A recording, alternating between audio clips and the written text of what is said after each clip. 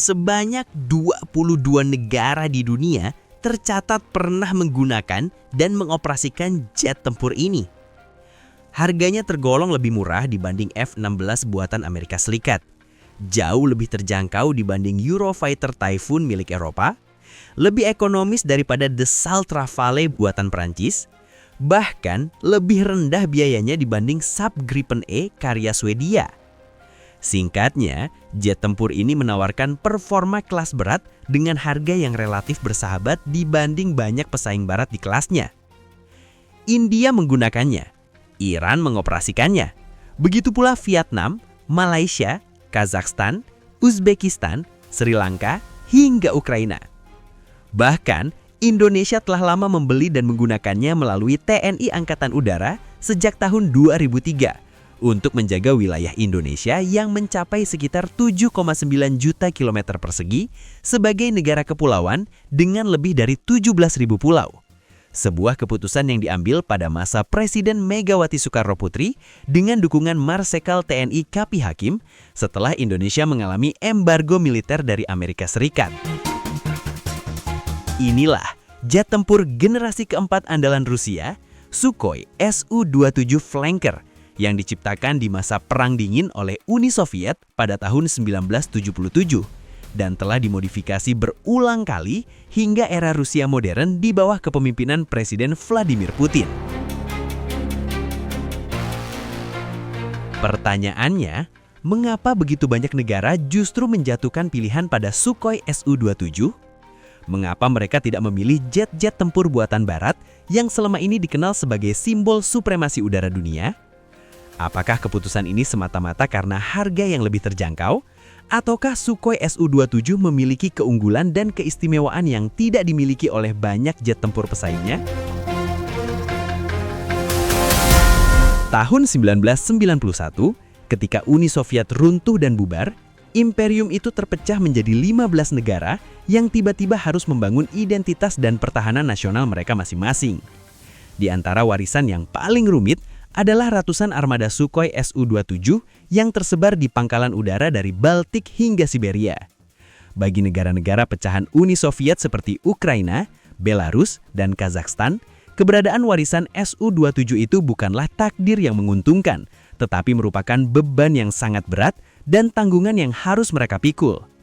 Ukraina misalnya, mewarisi sekitar 70 unit Su-27 dari pangkalan militer Soviet di wilayah Stry dan Vasilkiv, tetapi tidak memiliki pabrik yang mumpuni untuk perawatan dan suku cadang, mengakibatkan pesawat-pesawat tempur itu berkarat, perlahan menjadi besi tua yang tak berguna.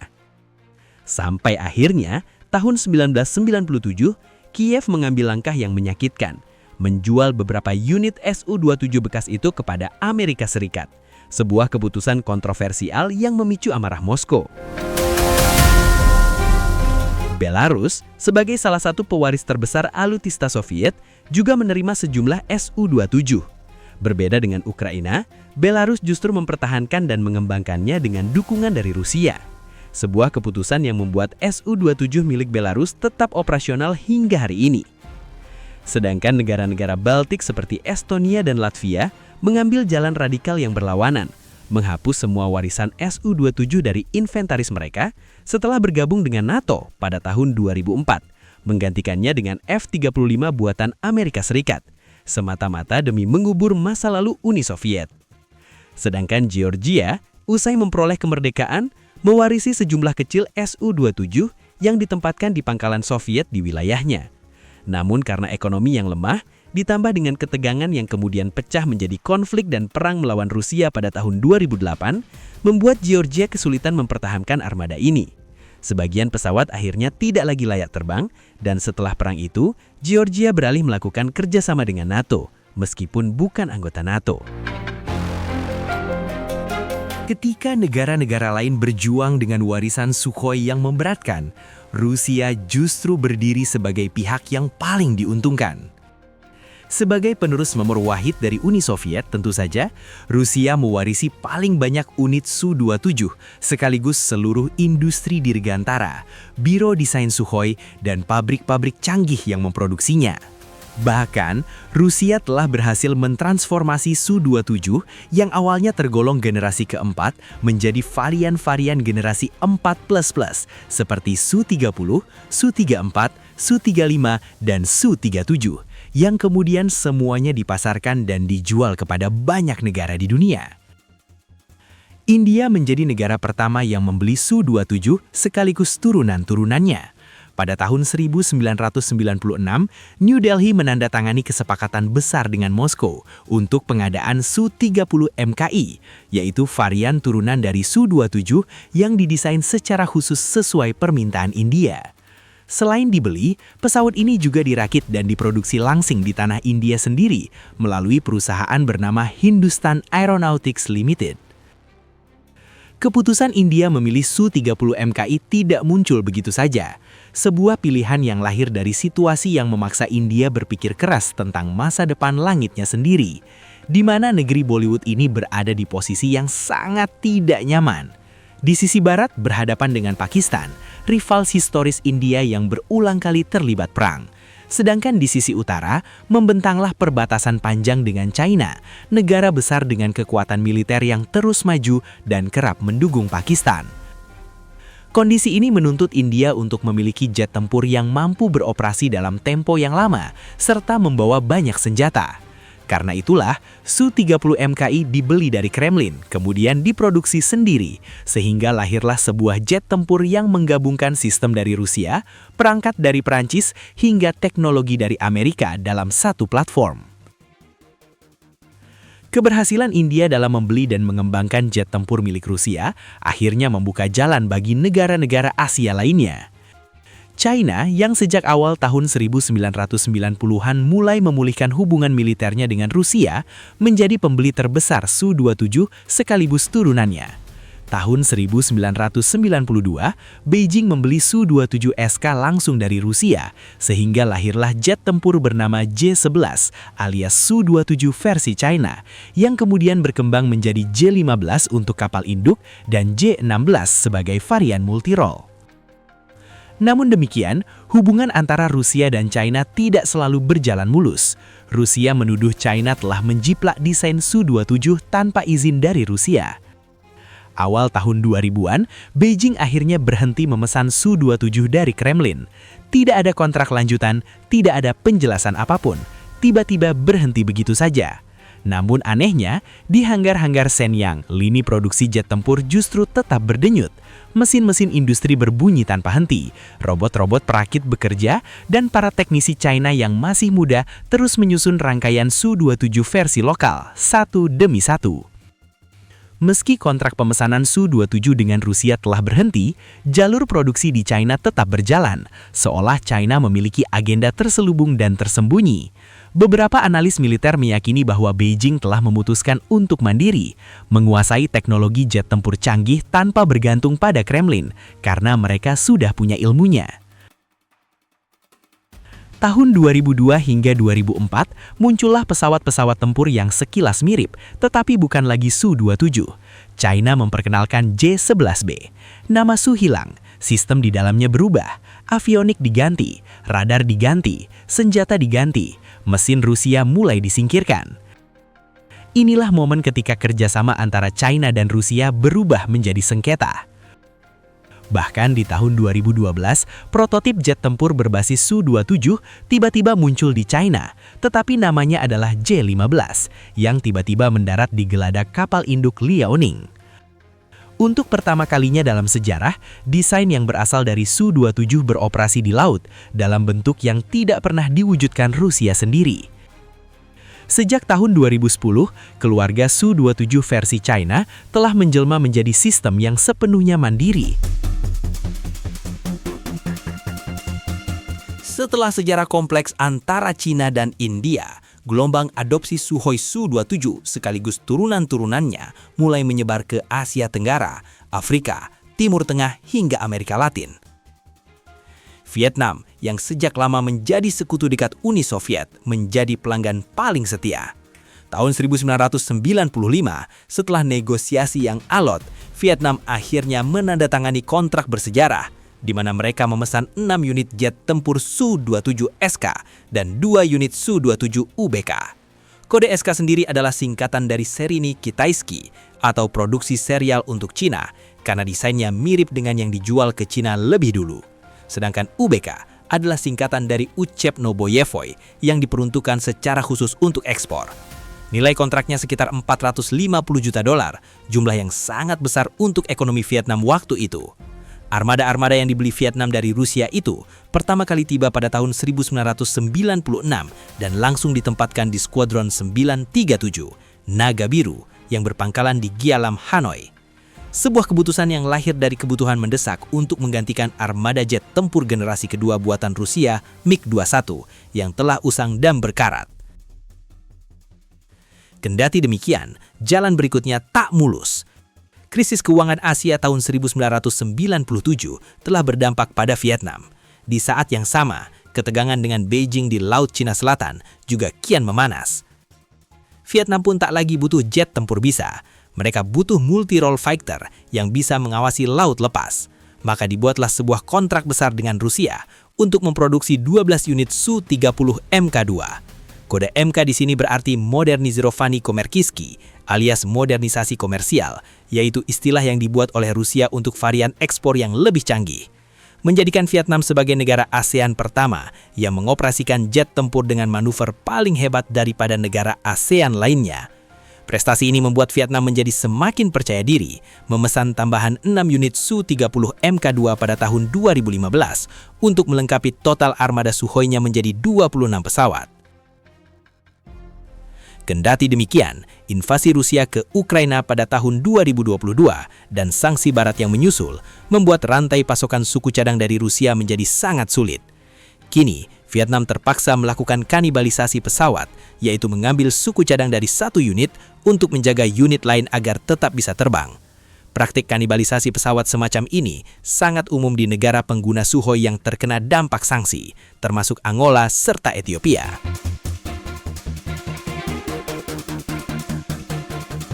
Malaysia pernah membuat negara-negara barat bungkam dan terdiam.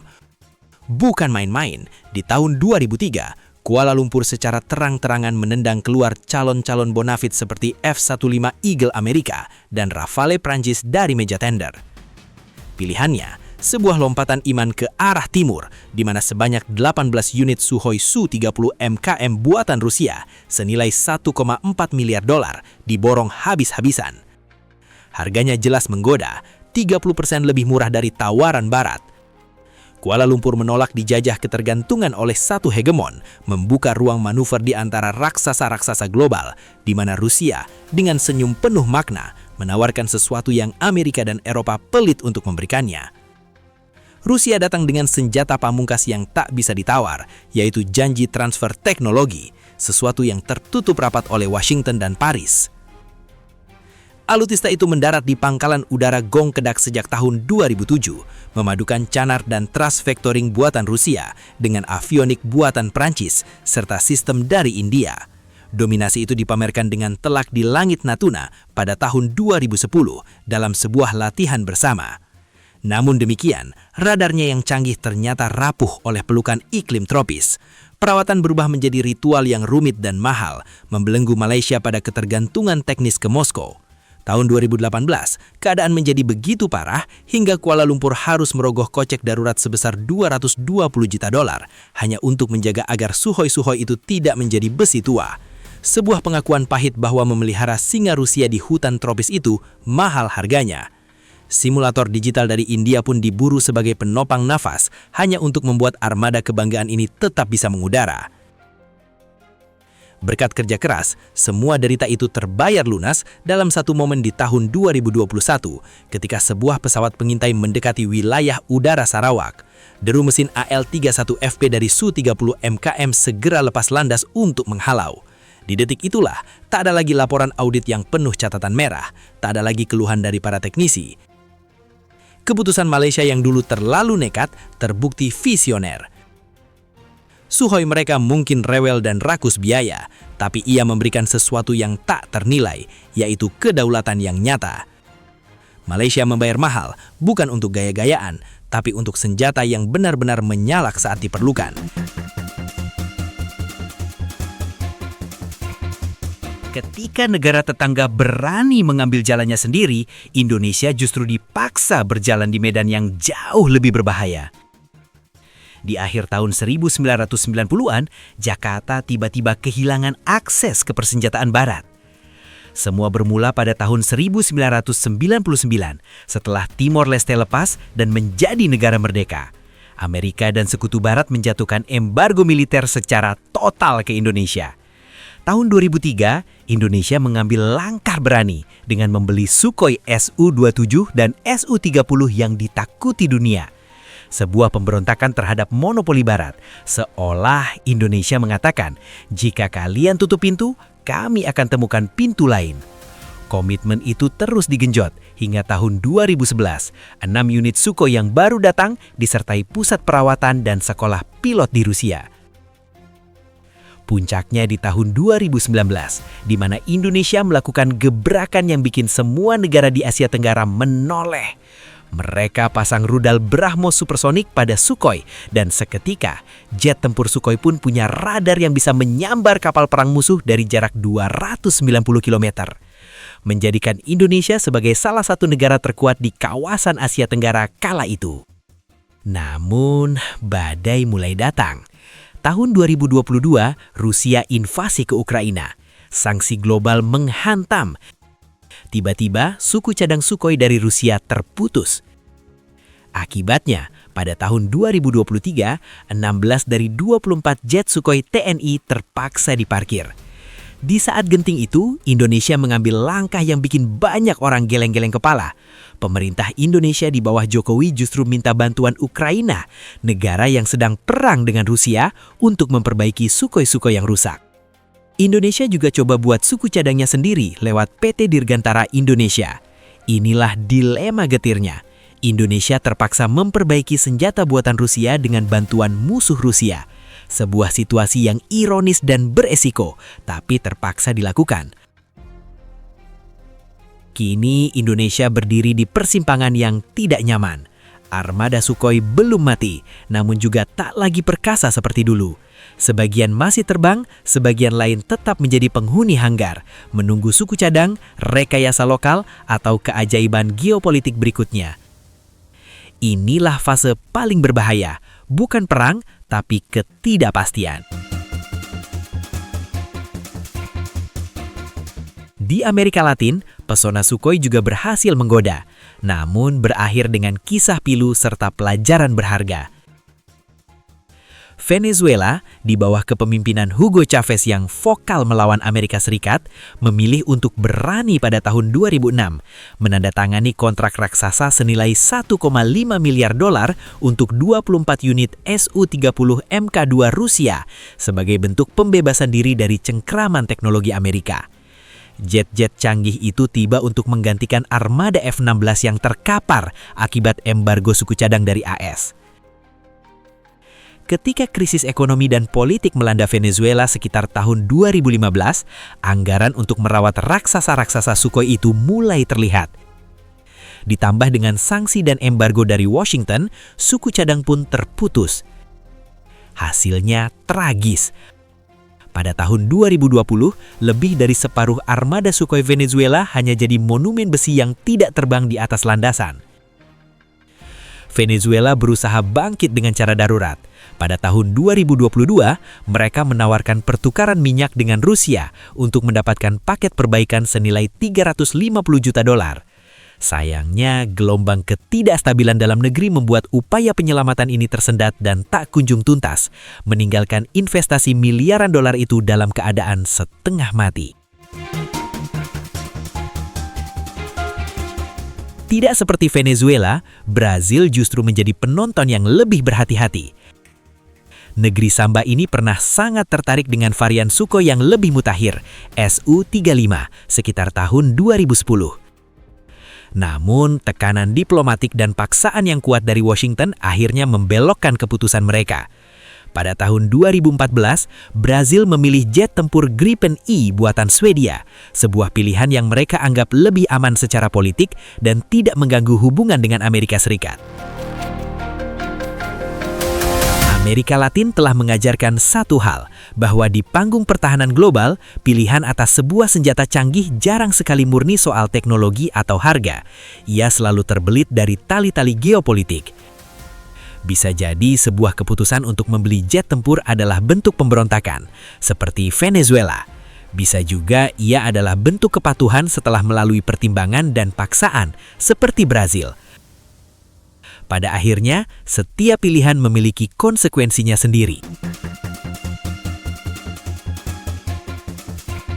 Di Timur Tengah, drama Sukhoi adalah bukti tentang kelaparan sekaligus kekuatan.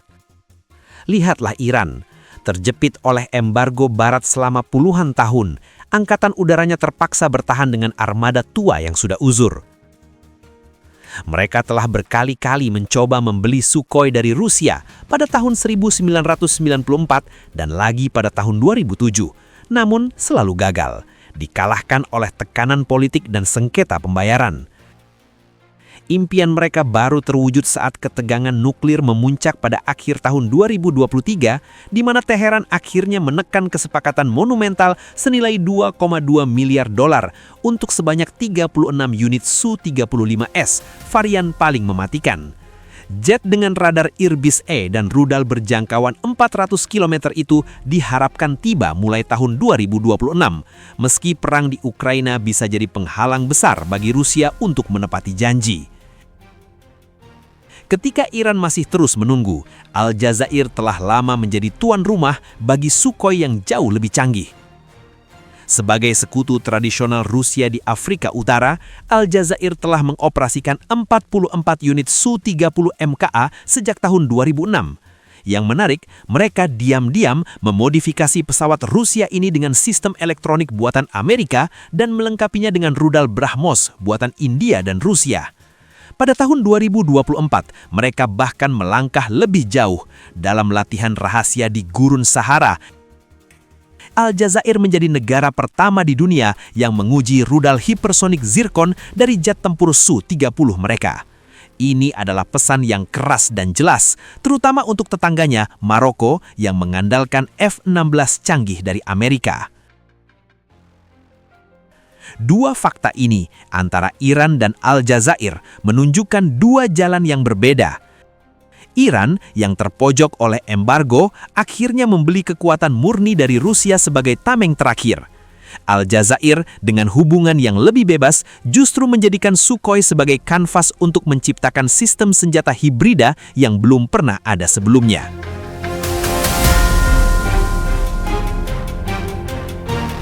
Di benua Afrika, jet tempur Sukhoi justru bercerita tentang survival, hutang, dan ambisi yang tertunda. Lihatlah Ethiopia dan Eritrea, dua negara yang pernah bertempur sengit. Setelah perang mereda, Ethiopia langsung memesan 8 Su-27 pada tahun 1999 untuk menggantikan MiG-21 yang sudah hancur. Namun mimpi memiliki angkatan udara kuat itu kandas. Tanpa pelatihan teknisi yang memadai dan terhambat embargo komponen dari Barat, separuh dari armada mahal itu hanya jadi tumpukan besi tak bergerak pada tahun 2005. Investasi $150 juta nyaris menguap sia-sia. Sedangkan di seberang perbatasan, lawannya Eritrea justru menunjukkan kecerdikan serta kecerdasan. Meski dijepit embargo oleh PBB, mereka membeli 4 Su-27 bekas pakai dari Ukraina melalui perantara gelap. Pesawat-pesawat tua dan reot itu mungkin tidak mengesankan di udara, tetapi di tanah, jet tempur itu menjadi simbol nyata perlawanan rezim terhadap tekanan dunia internasional. Terkadang, sekedar memiliki simbol itu sudah cukup. Namun fakta paling mencolok justru datang dari negara Angola. Sebagai sekutu lama Moskow, Angola menerima 6 Su-27 pada tahun 2001, bukan membayar dengan uang tunai, tetapi sebagai bagian dari pembayaran utang negara yang mencapai $3,5 miliar. Jet-jet itu awalnya hanya dipakai untuk operasi darat melawan pemberontak. Baru ketika ekonomi Angola melesat berkat minyak, ambisi sebenarnya muncul. Pada tahun 2013, mereka memesan 8 unit Su-30KN canggih senilai $1 miliar dilengkapi panggalan dan infrastruktur baru di Luanda. Kini, Sukhoi Angola bukan lagi alat bayar utang, tetapi kekuatan yang berpatroli di Teluk Gini mengawasi ladang minyak dan kepentingan ekonomi nasionalnya. Rusia sendiri terus mengasah dan memperjualbelikan keluarga Su-27 sebagai senjata strategis terkuat mereka di meja diplomasi. Varian terbaik mereka, Su-35S, adalah buktinya. Sejak diperkenalkan pada 2008, jet ini menjadi bintang pameran Dirgantara Rusia. Dengan manuver ikonik Pugachev's Cobra dan radar Irbis-E yang bisa mengintip dari jarak jauh, pesawat ini sengaja dijadikan tamparan bagi F-35 Amerika. Lihat, kami tawarkan kekuatan selevel dengan harga yang tak menguras kantong. Strategi itu sukses. Hingga 2025, ratusan unit Su-35S telah dibeli oleh negara-negara dari Timur Tengah hingga Asia Tenggara, termasuk Indonesia yang memilihnya sebagai tulang punggung militer mereka. Yang mengejutkan, bahkan di tengah panasnya perang di Ukraina, Rusia tetap memprioritaskan ekspor, di mana 40% produksi Su-35 tetap dialirkan ke luar negeri. Bahkan, Rusia sudah melangkah lebih jauh ke generasi berikutnya dengan Sukhoi Su-57, jet tempur siluman generasi kelima yang dirancang untuk menyaingi F-22 Raptor Amerika. Meski pengembangannya sudah dimulai sejak era 2000-an, Su-57 baru benar-benar menunjukkan taringnya dalam parade militer dan uji tempur di Suriah. Pesawat ini dibekali teknologi sensor fusion yang canggih dan kemampuan Loyal Wingman untuk mengendalikan drone dari udara. Rusia tidak berhenti di situ, karena negeri dengan daratan terluas di dunia ini telah memperkenalkan konsep MiG-41, sebuah proyek jet pencegat generasi ke-6 yang digadang-gadang mampu terbang hipersonik dan beroperasi di tepian luar angkasa, serta menjadi pesaing bagi jet generasi ke-6 milik China serta Amerika.